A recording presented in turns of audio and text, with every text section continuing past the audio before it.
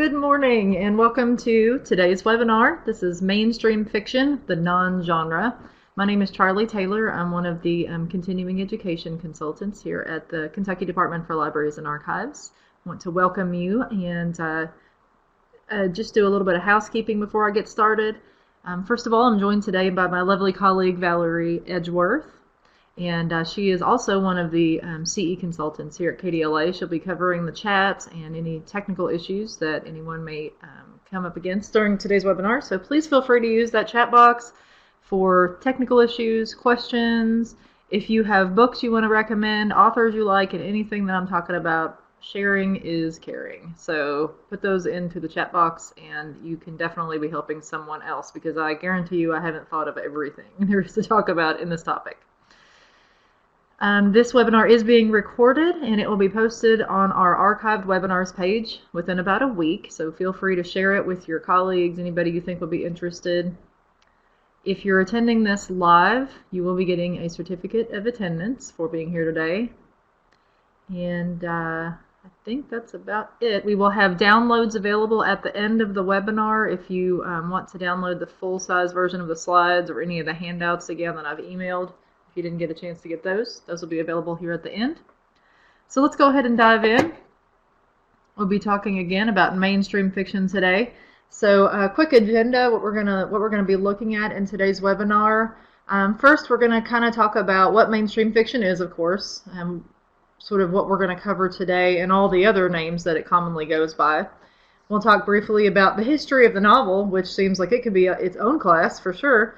We'll just go over the very basics to get an idea, and then we'll kind of get into the meat of the presentation, which are the appeal characteristics that you can use to help your patron find a book that suits them.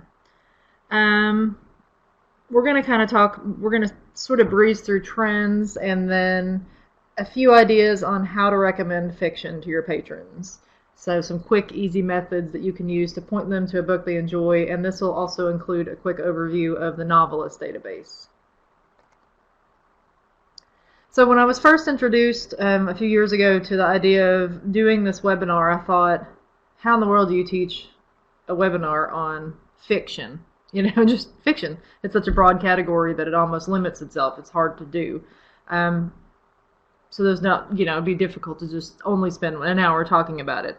But did quite a bit of research and reading, and it's also a non-genre that I love to read. So maybe my favorite. So after lots of research, I've found some great readers' advisory strategies and resources on this topic. So we're definitely going to find some ways to help you out today. So we're going to start out with a definition of what mainstream fiction is. So I'm sure lots of people have their own ideas. So what are we going to talk about in this class? It's kind of our working definition. So mainstream fiction is fiction that doesn't adhere to any kind of genre constraints. So there may be elements of romance, but the romance is not usually the main focus, and it won't necessarily feature that traditional happy ending that we're used to seeing in romance. It may move at a fast pace, but it's not suspense. So where the good guys are chasing the bad guys or trying to solve a mystery or something. It may include elements. This is very common, fantasy or science fiction elements, but they're usually more of a minor characteristic of the book. So it'll be like a setting in an alternate reality, or a plot device like time travel is very common. But it's not truly science fiction or fantasy because it doesn't really explore those things. It's just a part of it. So mainstream fiction might include some of these elements, but the focus is really instead on some basic literary elements, those appeal characteristics that we'll get into later. So as I said, it can include elements of many genres, but can't definitively be placed in any of them. So it's often called a non-genre. So it doesn't totally reject the other genres because it does pick and choose kind of bits and pieces from all of them, but it stands on its own. It can't be confined or narrowly defined by any of those constraints. Fiction, as we know it, kind of in the novel format, of course, has been around for several hundred years. But those older books, the first fiction books, are what we now call classics, which is a totally different topic and presentation from what we're doing today. So we're going to be restricting our discussion to contemporary mainstream fiction. So usually books from the last 5 or 10 years, or a little bit older than that, but not the classics. So I keep saying mainstream fiction, but it really could be called other things. There are so many things for it, just and it depends on marketing experts. It depends on what your library wants to call it. Here at the state library, when we catalog fiction, we, in the cataloging record, add a local term, which is general fiction. And this basically gives the patron the idea that it's just fiction. We're just generally talking about fiction. But the downside to this term is that it's very generic. So what does that mean? Literary fiction is often used when you talk about these kinds of books, but it has quite a few drawbacks. It can be seen as being a little elitist or highbrow. It's literary fiction. It implies that the people who read it are somehow more well-read or literate, and if these books are literary fiction, then what's everything else? So it's sort of insulting almost. There are books that we'll talk about today that exist in the literary fiction subgenre, but I think it's a mistake to call them all by this name. When you're talking about literary fiction as a subgenre, it includes books that are dense and complex. They can be thought-provoking, open-ended. These are a lot of the time the books you'll use for your book clubs. They may be, critics will call them great or original, but they might not be bestsellers. They're critically acclaimed, but may not be bestsellers. So that sets them apart from the popular fiction authors. So we'll definitely talk about books that fit into literary fiction, but they don't make up the entire collection. So I mentioned popular. Of course, these books can be called popular fiction, but again, popular is a problem because that can really refer to any popular author whose books fit into a genre. So think about Janet Ivanovich. You got the Stephanie Plum novels, right? They're usually in either romance or mystery. Or James Patterson, you've got the Alex Cross novels. They usually are in mystery or suspense. So these are extremely popular authors, but they're in genres, right? So they don't fit the definition of what we're talking about. They are fiction, but they fit into that genre.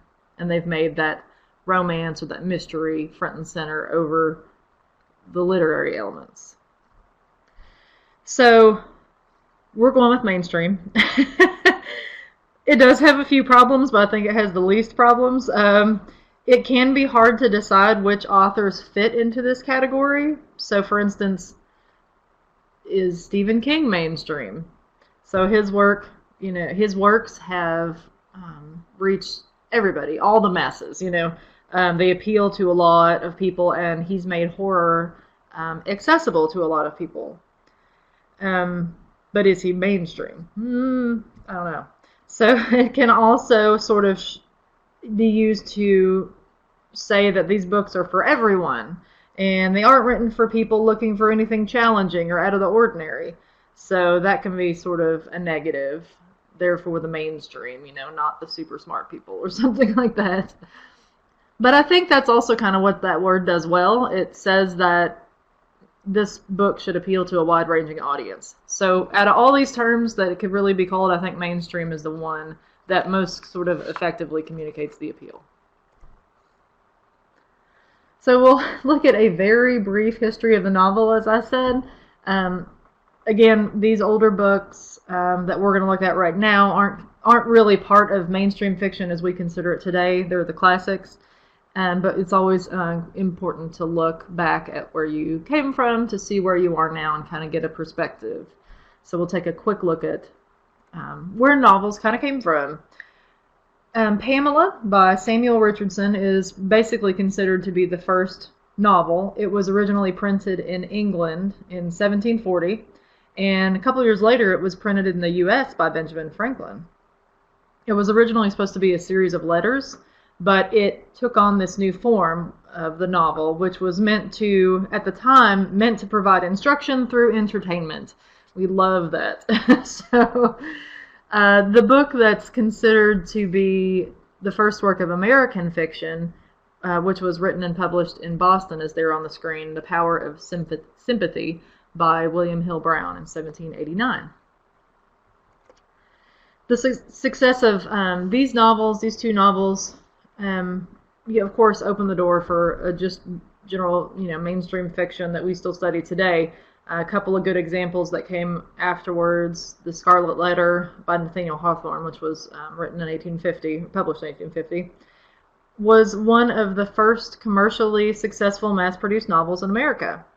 It had a first printing of 2,500 copies, and those sold out in 10 days, which was a feat in 1850, if you think about that. And Moby Dick, of course, written by Herman Melville in 1851, wasn't really successful, but it was a commercial failure when it was published at that time, but then got kind of a great reputation in the early 1900s, particularly around the time of World War I. So, moving ahead in time, after the Civil War, we began to see realism coming into fiction. The books that came about at this time focused on what life was like around the Civil War and depicted sort of everyday activities and experiences, as opposed to romanticizing or fantastical experiences. Some examples: Henry James's Portrait of a Lady. This was the story of a young woman, confronting her destiny, which was kind of something that everybody was looking at that time after the Civil War. The Adventures of Huckleberry Finn, of course, looked at slavery and racism, sort of what we had been fighting about. Maggie, A Girl of the Streets. Interesting titles back in these time periods. This was risque, very risque, but realistic, and featured a main character that struggled with her poverty and solitude from society. And then Sister Carrie. This is often considered to be one of the great American urban novels. And it's a story of a girl who's sort of following her version of the American dream. She's working her way up the ladder by sleeping with men that she considers to be important so she can become a famous actress. So this would be super cliche today, and we would kind of shake our heads at it, but it was very, out of the ordinary back then. So moving ahead again in sort of our timeline, in the great American novel, the next period was Modernism. And in the early, first quarter of the 20th century, this was a time when America was sort of trying to define its own culture. And we were becoming a modern, industrialized country. People were moving to the cities trying to find work.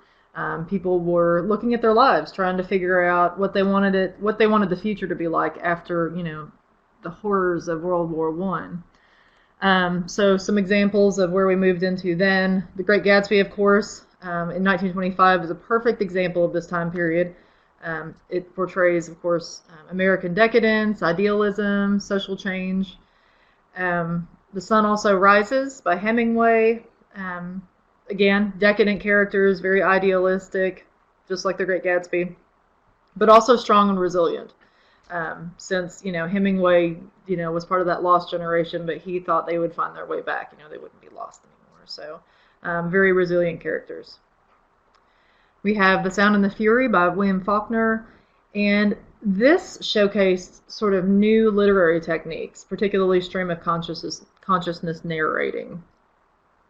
And this book looks at a Southern family whose reputation and finances fall into ruin. So, again, kind of looking back historically. And then Steinbeck's The Grapes of Wrath, published a decade after The Sound and the Fury, set in the Great Depression, focuses on a family from Oklahoma who's forced to flee to California to escape the Dust Bowl. So, this is a perfect example of modernism. Steinbeck was quoted as saying that he wanted to, quote, rip a reader's nerves to rags with these books. So he really wanted to get to your core with that story.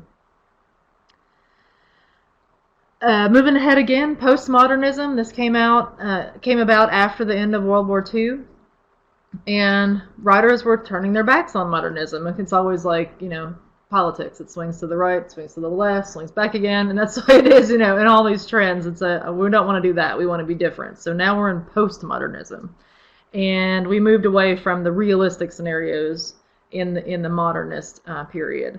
So at this time, they've had about as much real life as they could handle. So they sort of wanted to experiment with form. They played with language.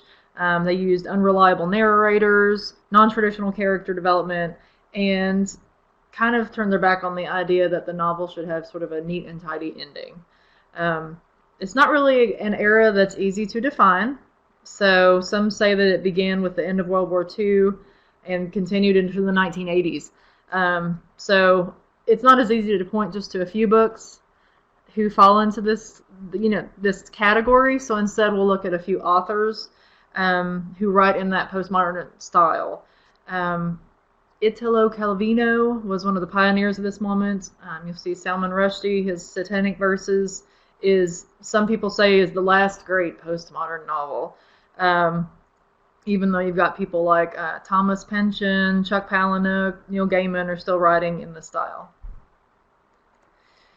The late 1980s and early 90s, there were calls for a return to realism in fiction.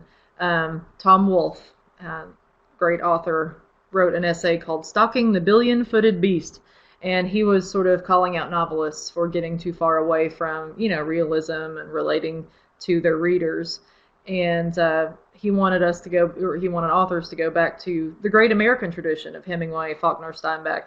And of course, people don't usually enjoy being told what to do, so he had a lot of critics. And of course, people pointed out, hey, there are people who are writing in that style, like Toni Morrison, John le Carré, so are doing realistic fiction. So, and of course, the argument that will continue forever is is the novel dead? Whatever. We hear this. I'm sure they were talking about this back in the 1900s. So some people think that the novel's kind of moved too far away from where it's supposed to be. But we're still reading them. I still love just a good mainstream fiction novel. So don't pay too much attention to that kind of stuff. Okay, so history's over. Let's talk about now. What types of plot formulas or characteristics make up the mainstream fiction genre? Well, none. So mainstream fiction books have no specific plot formula or characteristics. These days, authors are more interested in breaking rules and conventions rather than kind of adhering to them. So anything that we just looked at, all those styles we just looked at historically, any of those can be incorporated into the contemporary mainstream fiction novel.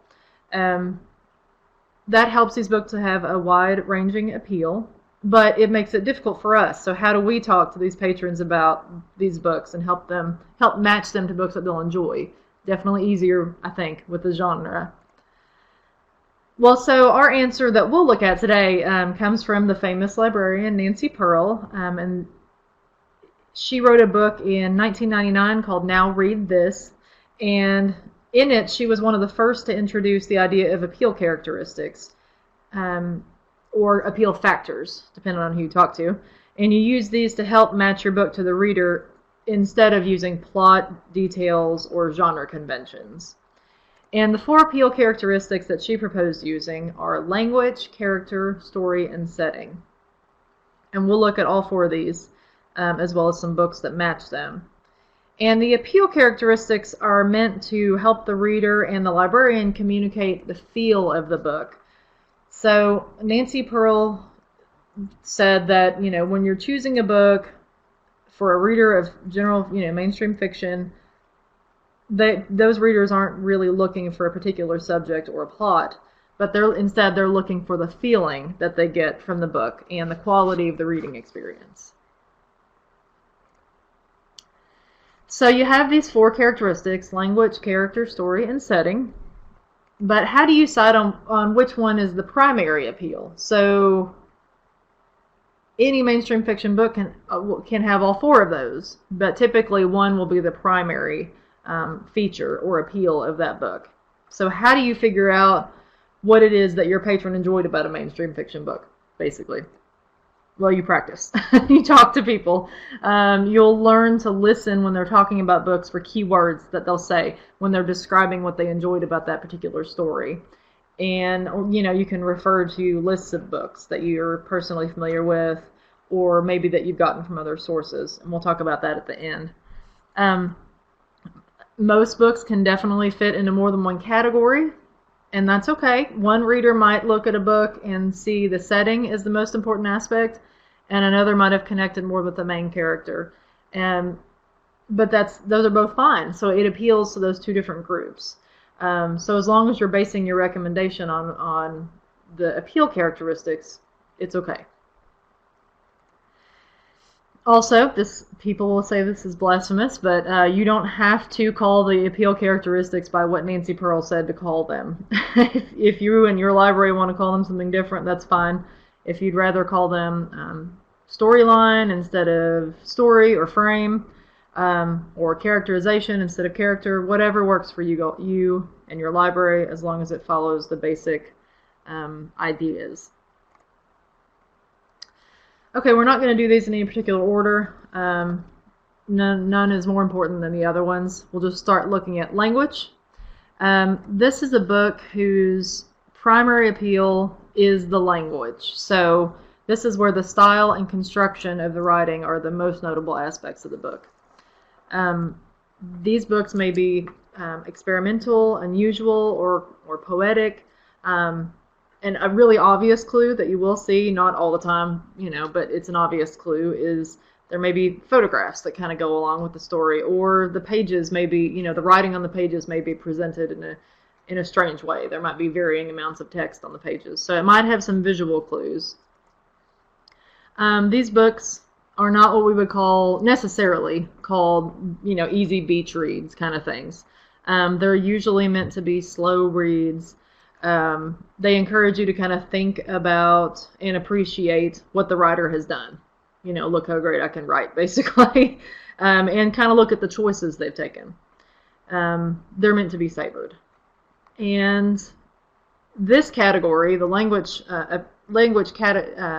characteristic, usually includes books that are considered to be literary fiction that we talked about at the beginning. So that's those more dense and complex books that reviewers usually love.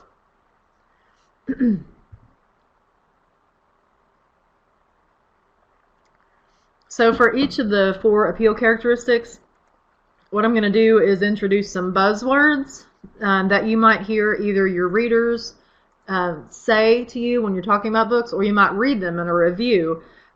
So these are things you're going to want to listen for that you can say, okay, so they want books that feature language.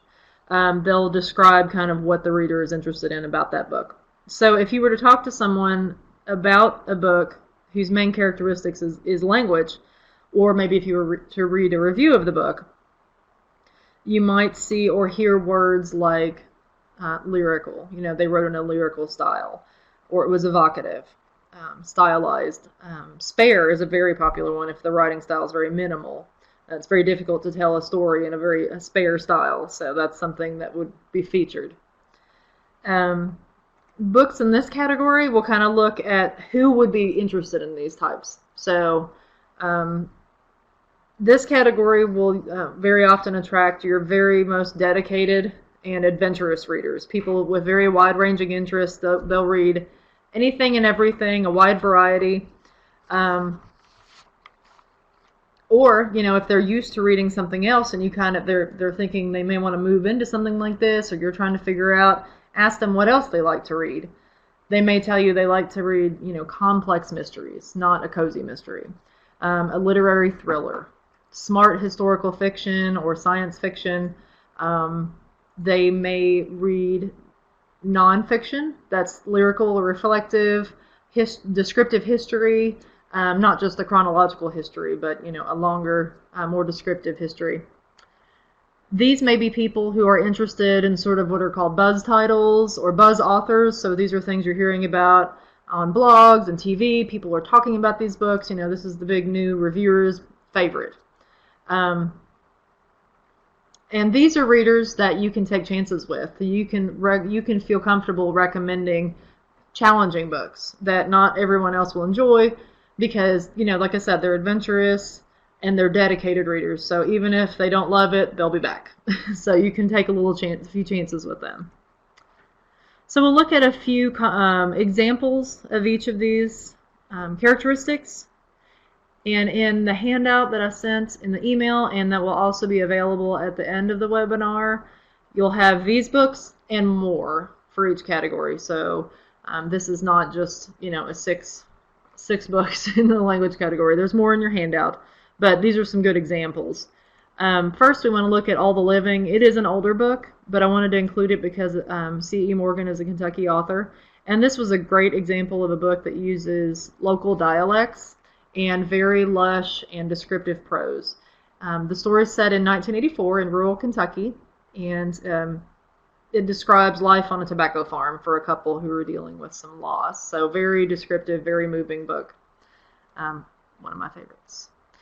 The Vegetarian. This is a good example of a novel that's highly structured, and it uses very spare language and disturbing imagery. It describes a Korean woman who had a very violent, bloody dream, and afterwards decides to become a vegetarian. So, interesting. Kate Atkinson, who wrote Transcription, she is known for writing books that fall into this category, this characteristic, and this is her newest one, published this year. And she uses very lyrical, and she's known for writing in a precise style. So her writing does not mess around. But lyrical and precise, and it's the story of a woman who worked as a spy for Great Britain's MI5 during World War II. And then Michael Ondaatje is also known for being a master of the language characteristic, and that's true in his newest one, Warlight. It's very atmospheric, and also uses very lustrous, and again, that precise language to describe the lives of two teenagers who were abandoned by their parents after World War II.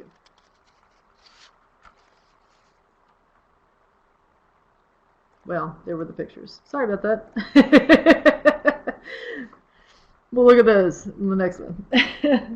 Okay, moving on to our next appeal characteristic. And again, if you have any questions for our attendees, please feel free to chat those in. Or if you're seeing books, that or characteristics that remind you of a book or an author, please feel free to chat those in and share with everybody else. But we'll look at our next appeal characteristic, which is character. So this one's an easy guess. These stories feature well-developed characters who are easy to connect and empathize with. When you're talking to your readers about these books, they'll say things like, the characters were fascinating, or I felt like I knew them. And they're much more interested in the people that were in the novel rather than what they were doing exactly or where they were doing it. And these books can also fall into that literary fiction subgenre as well, just depending on how not all of them, but they can. They're more likely to than the other two. An easy signal that you're looking at a book in this characteristic is that the title of the book may include the character's name or the character's personality traits. And we'll look at an example of that. But that's usually a clear sign that you're looking at a book with high character development. And these books easily cross over into the other appeal factors or even into genre fiction. So if it's a character-based story with very well-written dialogue, it may also go under the story appeal factor. Or you can think of books that have standout characters like Bridget Jones, which could also fall into romance. Or if you've read Robert Parker's Westerns that feature Virgil Cole and Everett Hitch. These are great characters, but they're also Westerns. And people are really coming back for the characters, not necessarily for that Western setting. I would read about those characters no matter where they were set.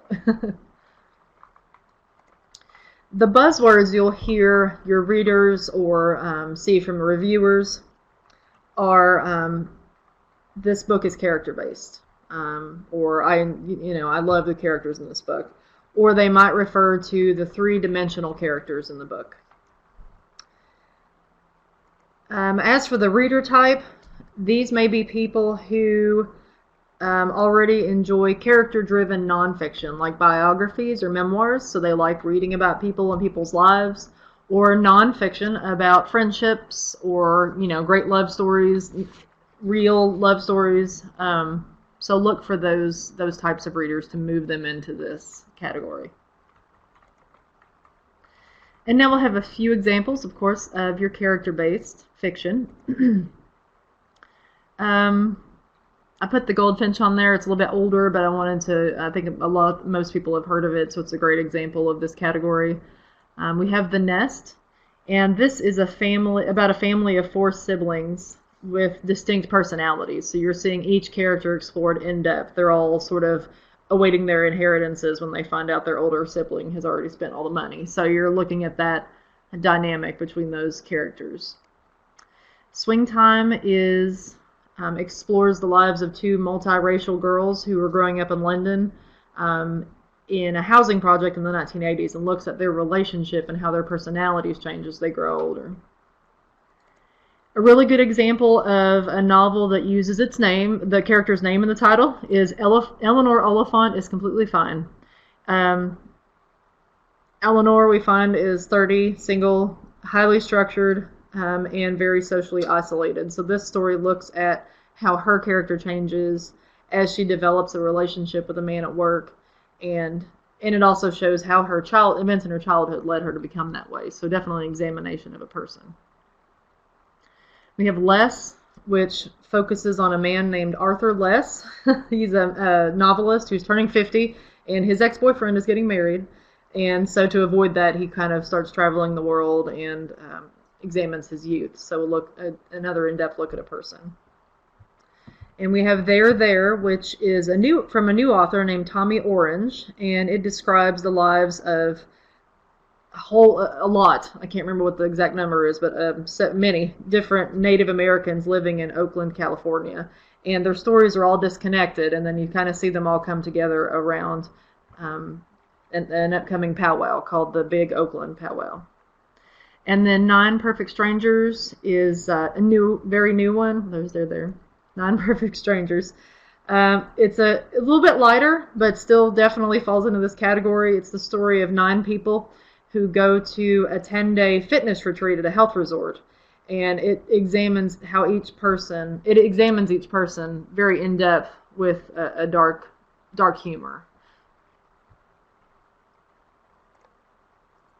Okay, our third appeal characteristic is story, and these books generally place an emphasis on events more than the characters, or necessarily the language, but definitely the characters. They'll have a compelling plot, and they move typically at a pretty fast pace. And more than your other mainstream fiction books, they are usually recognized by the use of standard or traditional fiction formulas. So you'll see a group of characters going on a quest, or unraveling a puzzle or something like that. Or the characters are in a risky love affair. So things we've seen before, but focusing on how that plot unfolds. These are very related to what we know as adrenaline reads. So they'll share a lot of similarities with adventure, thriller, suspense fiction, with that quick pace. So when your readers are describing these books, they'll say something like, "It was a page turner. I couldn't put it down. It was so fast moving." They might talk about all the plot twists, and the book maybe moved at a breakneck pace. Sort of like I've mentioned, these readers may also enjoy, your mysteries, your thriller, suspense novels. It could also appeal to nonfiction readers who enjoy reading true crime, where it's like good guys versus bad guys. The FBI is trying to catch a terrorist kind of thing, or true adventure or true survival books. Where you're just you can't wait to see what happens, or legendary and epic nonfiction. So those readers will definitely enjoy these books. And again, some examples. Black Rabbit Hole, this is a very suspenseful book that's written in a Gothic style, which typically those two go together. it moves back and forth between two time periods. So big focus on that as a characteristic of the story. It tells the stories of two different women during those time periods. And next is The Cuban Affair, very fast-moving page-turner about a charter boat owner in Key West. He's approached by 3 Cuban Americans who want his help getting $60 million that they hid in a Cuban cave when they fled as Castro was coming into power. Books with the appeal characteristic of story, when story is their primary appeal characteristic, they often focus on complicated family dynamics, and we can understand that. Those family dynamics can move from 0 to 1,000 in 10 seconds. So you'll see a lot of those. The family, like The Family Next Door is an excellent example. Let me switch over to that one. Looks at different folks in different houses in a neighborhood and the secrets they hold. So very fast paced, and each chapter looks at different points of view from the neighbors. The Dream Daughter, this is one of those that incorporates time travel, but it's not sci-fi. It's not anything like, not fantasy. That would be fantasy, yeah. It's not fantasy, but it's just a feature of the story. But it is the story of a mother who time travels from 1970 to 2001 for an experimental surgery to save her unborn daughter. So it's very fast-paced, and of course we're all waiting with bated breath to find out what happens to her daughter in the future. Adults, this is another one of those family stories.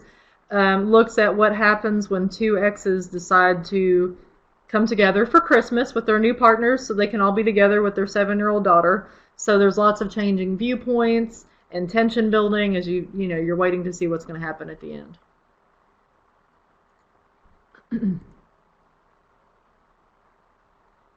The final appeal characteristic that we'll look at is setting.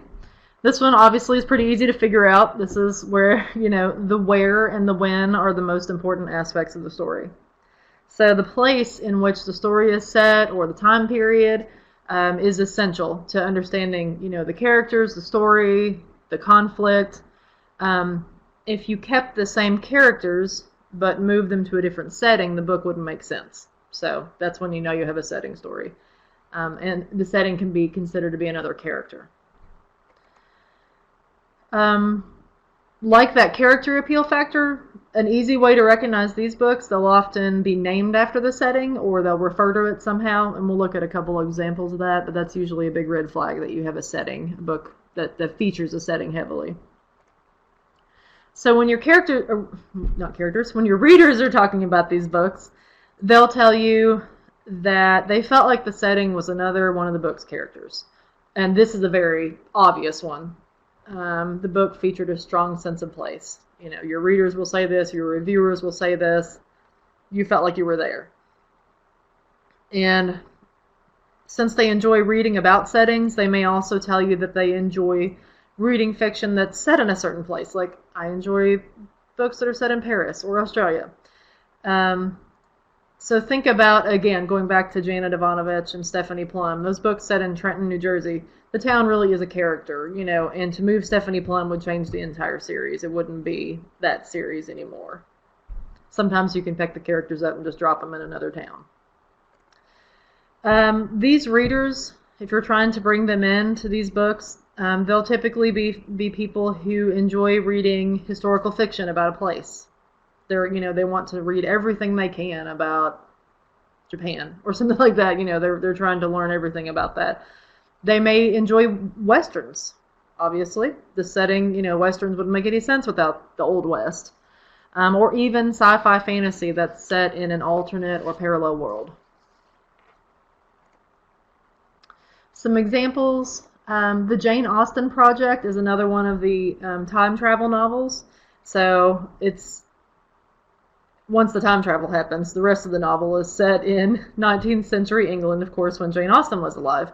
And it's 2 people who have time traveled back so that they can interact with Jane Austen and get their hands on a manuscript of her unfinished novel, The Watsons. We have The Whole Way Home. This features Nashville. and follows a young woman, who's in the style of Loretta and Dolly, and she's trying to make it big in country music. So, of course, Nashville has to be a huge character in that story. The alternate side focuses on a couple who lives in upscale neighborhood in Manhattan.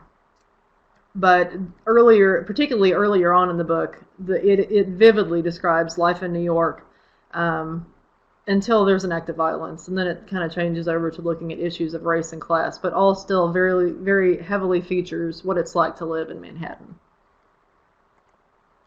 Oliver Loving, this is a book about a young man who has been in a vegetative state since he was wounded in a mass shooting in his high school, which is in West Texas.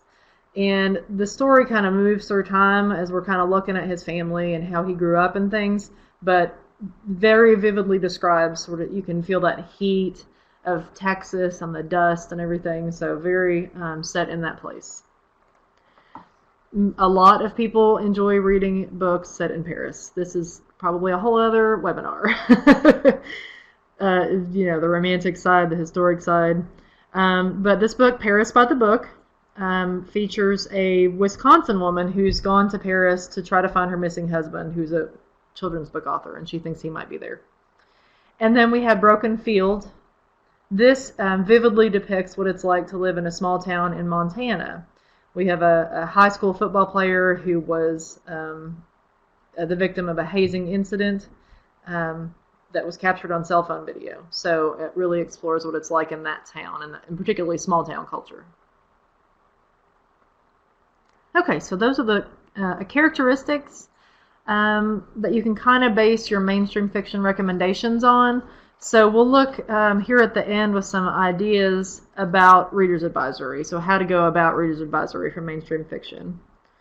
One great tip to keep in mind for all Reader's Advisory, but particularly if you're not really a mainstream fiction reader, you like mystery or romance, and you're not necessarily interested in these books, is to go ahead and create some book lists, or know how to create some, either in paper or electronic version.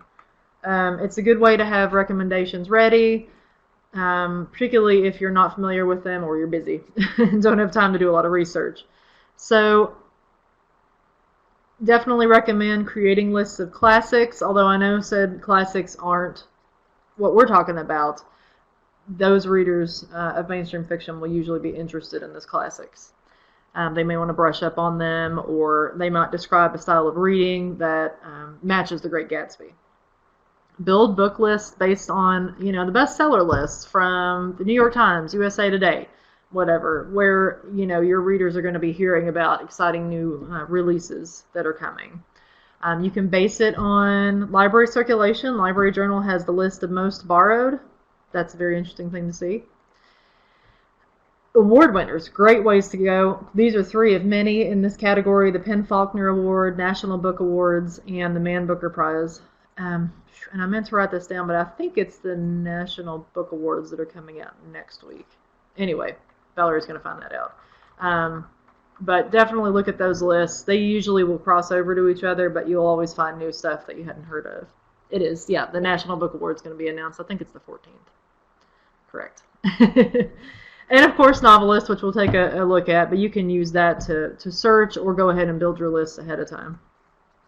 And of course, you can create alternative lists based on sort of those indie or independent bestsellers for people who like things that may not necessarily be what's considered popular by cultural conventions. Indiebound.org is a great website for that. It's run by the American Booksellers Association, and it lists those bestsellers in lots of different categories, including mainstream fiction. You can also create thematic books based on alternative categories. And book lists, Book Group Buzz is a blog that has reading lists and discussion tips for books that are appropriate for book groups. You can create lists, called Best for Book Groups, or take Novelist to create one that, focuses on comedy, that kind of stuff. So we'll look at that in a second. You can also use these to create culturally focused lists or ethnicity focused lists. Maybe you want books about Asian Americans or by Asian Americans or Appalachian authors. So there's lots of ways to build those lists ahead of time and just have them at the ready. Another way that people find books that they like that's becoming very, very popular, of course, I think we're moving more and more into this area, is to create tags that were left by other readers. And this is a good natural language way to try to get to people, to talk to people about their books. So try creating a few lists based on user tags. If your catalog allows your users to tag books, you can pull all of those together. Or if it doesn't, you can go to Amazon, look for tags, Goodreads, Library Thing. There's a lot of ways to do it, and it's a great way to see what language people are using to describe books. If you're doing Reader's Advisory with the person who typically likes to read nonfiction, there are a couple of suggestions. Ask them, what did they like about their most recent nonfiction book? Was it the people in the story? If so, you can recommend a character-based fiction book. Do they like nonfiction about a place, a particular place, or any place? Obviously, you can recommend a book with a prominent setting. Do they like reading true crime? You can give them a fast-paced story-focused book. Or just ask them, what kinds of nonfiction do they like? Typically you can go from there pretty easily. If they say they like biographies or memoirs, you can move them into character-based books. If they like, for instance, Wendell Berry's nonfiction, they might like books that focus on the setting. So his settings are very heavily featured in his nonfiction and his fiction. So just listen to what they're saying and then think about those 4 appeal characteristics, and you should find something for them. So one of the best ways to find information on all kinds of books, get read-alikes, build those book lists, is Novelist. And that is available in the Kentucky Virtual Library. It's an awesome comprehensive resource. And I want to just show you a couple of features to look for in Novelist that'll help you make your recommendations and build book lists. So when you land on their homepage, it'll usually look like this, and you'll see a few features right off. Let me grab my pointer here. Obviously up here you can search keyword, title, author, things like that, series, or you can sort of browse through what's being recommended at the time down here in the pictures. A great feature are these recommended reads lists on the left-hand side of the page. These are lists that were created by librarians or literature specialists, and you can see they're focused. You can narrow them down by adult, teen, youth, and genre, subgenre, all kinds of limits over here. You'll see that right now I've clicked on the adult lists. We're definitely focusing on adult literature. And since we're obviously in mainstream fiction, we're going to click on this fiction A to Z category. And when we do that, you kind of get a pop-up, this little box over here, and you'll see about 20 lists of fiction that are broken down in if you were looking at a genre, these would be called subgenres. So it's a subgenre of main fiction, sort of. But you can see they've got African American fiction, they've got Around the World, which are multicultural fiction books.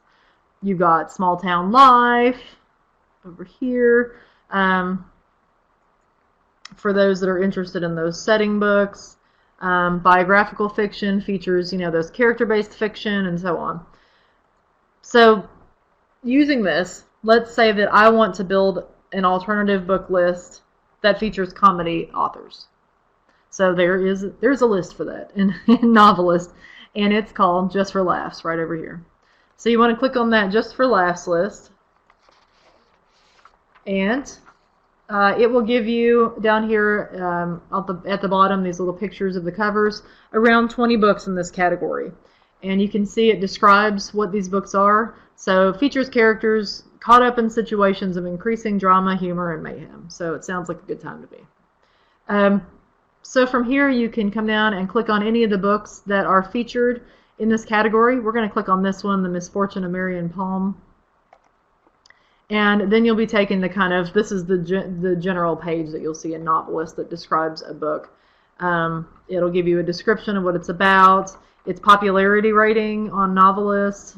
Some books feature the Goodreads rating.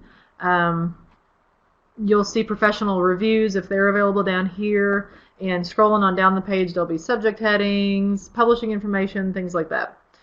But a couple of specific things I want to draw your attention to. And again, all the books in Novelist will have a page similar to this one. So the first thing I want to look at is the genre terms that they've used to describe it. And you can see this one is domestic fiction and humorous stories. Sometimes it'll have one, sometimes it'll have three. You never know, just kind of what they've looked at. But once you've determined, your patron liked this book, you can look at it and say, oh, humorous fiction. Then you can pop up to the advanced search up here and run a search for that particular genre. You'll also see read-alikes on the right-hand side. These books aren't necessarily going to be on that original Just for Laughs list that we just looked at, but they may zero in on a specific aspect of this book, The Misfortune of Marian Palm, and then recommend it over here. So it may not necessarily be a humorous story. It may focus more on the domestic fiction aspect, but it's a great way to broaden your search. And then, of course, we're talking about appeal characteristics. In Novelist, they're called appeal terms. You'll see they give a list of those here as well. Yes, Novelist does use appeal terms to describe the book. And these are some of them down here: character, storyline, tone. So let's look a little bit more about what terms Novelist uses, because like I said, you don't have to use Nancy Pearl's terms to use this system, and Novelist kind of veers off a little bit. So let's see what they use. So we're going to click on this definition of appeal terms link, and you can see the terms they use are sort of here in this list. It's a little bit longer. I wouldn't necessarily include audio characteristics or illustration in these. But they've kind of even broadened it into 5. So character, storyline, pace, tone, and writing style. So what they do is they have sort of subgenres. So you can see here that we have character as the appeal term or appeal characteristic. And then it's broken out into even more narrow categories like complex or flawed down here. Large cast of characters, strong female, unlikable. So there's everything, all kinds of characters. We have storyline as another one. And under this sort of umbrella, we have action-packed or intricately plotted, unconventional, world building. So those are the types of storylines you might look for. Pace is a little more limited, obviously. It's either going to be fast or slow. So that's kind of what we look at here: fast-paced, leisurely, or intensifying. That's an easier one. And then the last one is tone. Or not the last one, the next to last one is tone. This is basically the mood of the book, the feeling that it evokes. It's a cross between, this is one that didn't necessarily exist for Nancy Pearl. It's a cross between the two appeal characteristics, language and story. So it kind of brings those together. You'll see terms like atmospheric, darkly humorous, heartwarming, moving, thought-provoking, stuff like that. And then finally, writing style. This is that language characteristic that we talked about earlier. So the factors here are, things like compelling, lyrical, stylistically complex. It's very similar to the descriptions that we heard in the language appeal characteristic. So how do we use these? So let's say we want to do a search for adult fiction with a tone that is atmospheric. So meaning there's a focus on the book's setting, and we want an atmospheric setting. So we go back to our search page. We did click on the advanced search option, and we wrote in atmospheric up here. We happen to know from looking at that list that it is an appeal factor, so we highlight it in the drop-down menu there. And we also clicked on adult over here in the audience because we're looking for adult fiction. And then you come back up and click that purple search button. Okay, we've gotten almost 15,000 results, which is a lot. You have lots of options for refining this or sorting this. You can bring it, sort it back down by date, getting the newest books. But I love these options over here on the left for refining your results. You can click on this additional limiters option and you can just see award winners in this category.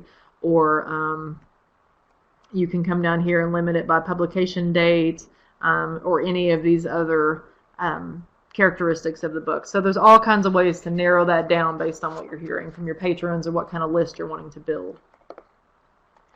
And the last thing I wanted to point out, if you haven't seen this, the Reader's Advisory Toolbox. You find this you'll go up to the top of the screen, and under Especially For, you click on that first one, it says Reader's Advisory.